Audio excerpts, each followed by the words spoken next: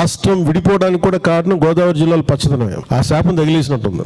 ఈరోజు గోదావరి జిల్లాలో మొత్తం కొబ్బరి చెట్లతోటి, తెలంగాణ నాయకులంతా అంటారు కొబ్బరి చెట్లతో చాలా ఆనందంగా ఉంటుంది, మీరు ఏమంటుందని పచ్చదనంతో చాలా బాగుంటుందండి. ఈరోజు కొబ్బరి చెట్లు ముండలు కూడా లేవు, అంత దిష్టి తగిలింది కోనసీమకి. సో నాకు నిజంగా చాలా బాగా, ఎందుకంటే నాకు దీనికి తగిలినంత దృష్టి నరుడి దృష్టికి నలరాయన పగిలిపోతుంటారు. అలాంటిది కోనసీమ పచ్చదనం ఎంతమంది కళ్ళలో పడి వాళ్ళందరూ దృష్టి తగిలి ఈరోజు మొండేలతో కొబ్బరి చెట్లు ఉన్నాయంటే దీనికి ఇంకా మనం కరెక్ట్ చేసుకోవాల్సిన అవసరం ఉంది, దీన్ని సరిదిద్దుకోవాల్సిన అవసరం ఉంది.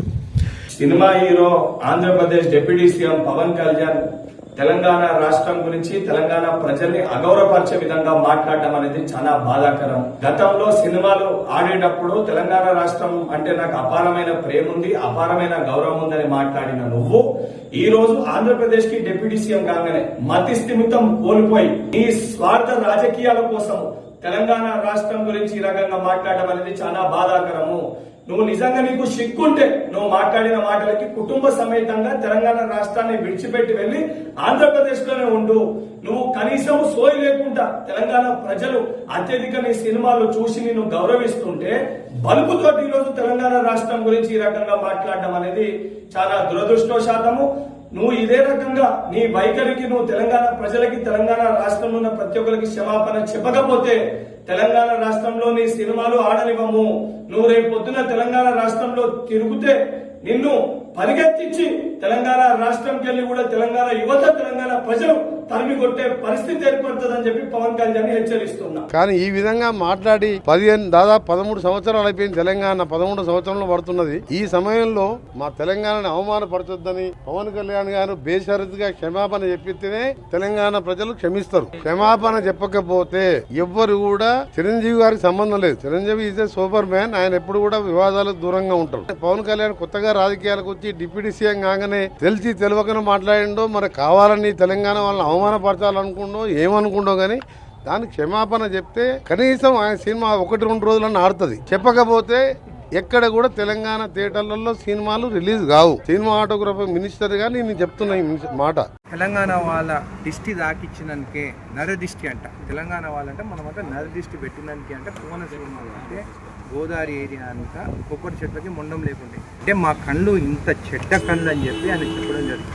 నేను ఒకటే అడుగుతున్నాను, నువ్వేమో డిప్యూటీ సీఎం ఆంధ్ర, వచ్చి ఉండేదేమో రోజు హైదరాబాద్లో, 3 రోజులు బిజినెస్ చేసుకునేదేమో హైదరాబాద్. నిజంగా మాకు నరదిష్టి కానీ ఒకరు బాగుపడొద్దు అనేది ఉండుంటే మీ ఆంధ్ర వాళ్ళు ఇక్కడ బిజినెస్ చేసుకోగలుగుతారా? ఇరిగేషన్ ప్రాజెక్ట్ చేసుకుంటున్నారు, కన్స్ట్రక్షన్లో మీరే ఉన్నారు. ఆయన కానీ ఒక్క మాట వల్లనే మేము ఏమైనా అంటున్నామా?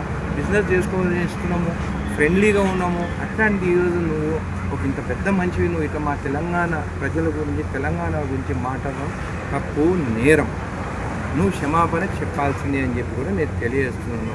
నువ్వు ఒక పెద్ద పవర్ స్టారు, నీ గురించి మనం మాట్లాడితే తప్పు అంటే అది మాత్రం కరెక్ట్ కాదు. తప్పు నువ్వు మాట్లాడినావు కాబట్టి తప్పని చెప్తున్నావు. నేను కూడా మీ ఫ్యానే.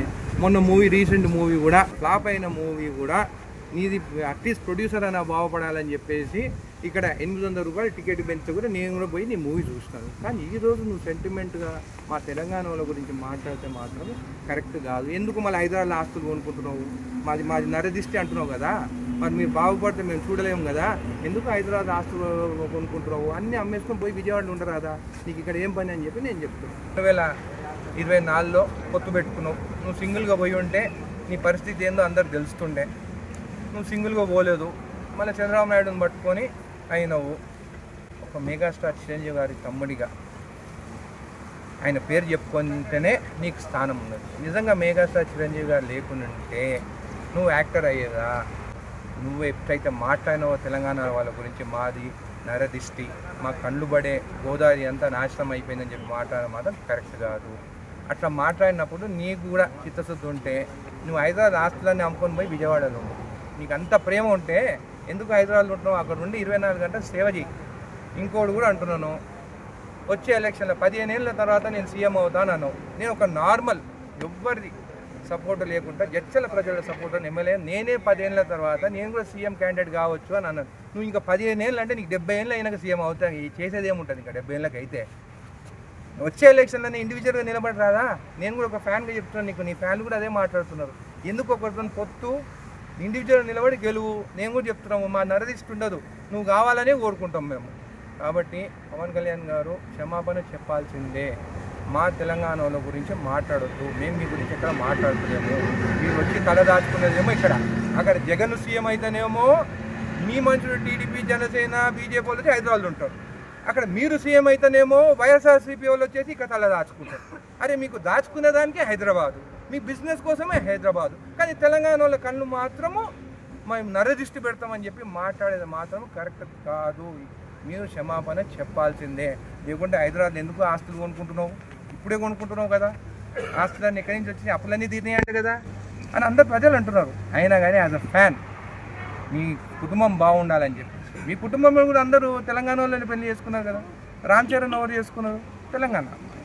అల్లు అర్జున్ ఎవరు చేసుకున్నారు? తెలంగాణ అమ్మాయిని. అంటే మా ఆస్తులు కావాలి, మావన్నీ కావాలి, కానీ మా కళ్ళు మాత్రం నరదిష్టి అని అంటారా? ఇది మాత్రం ఒప్పుకునేది లేదు.